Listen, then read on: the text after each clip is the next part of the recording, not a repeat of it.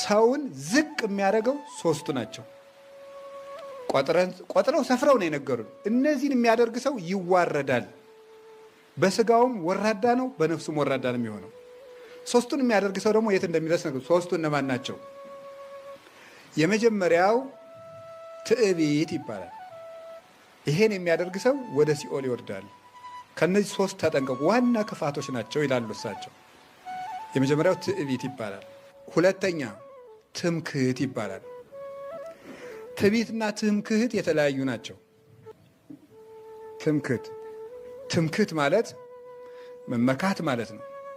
በምንድን ነው የምንመካው? በሰው መመካት፣ በእውቀት መመካት፣ በሀብት መመካት፣ በገንዘብ መመካት፣ በመልክ መመካት፣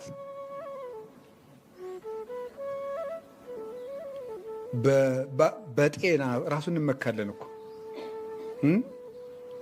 አሁን አይኑ የታመመ ሰው ካለ እጉሬ ደርጋሚ እየተባለ ሁሉ ይዘፈንበት የለ ነው። ቀል ነው በአንካሶች ሲሳቅባቸው ነው የሚውል። በዚህ ሁሉ መመካት፣ ይህ ሁሉ እንዳልነበር ይሆናል። ሶስተኛው ሰውን አውርዶ የሚጥለው ምንድን ነው? ቅናት ይባላል። ቅናት የብዙ ሰዎችን ልብ በቁጣ ትበላለች ይላል።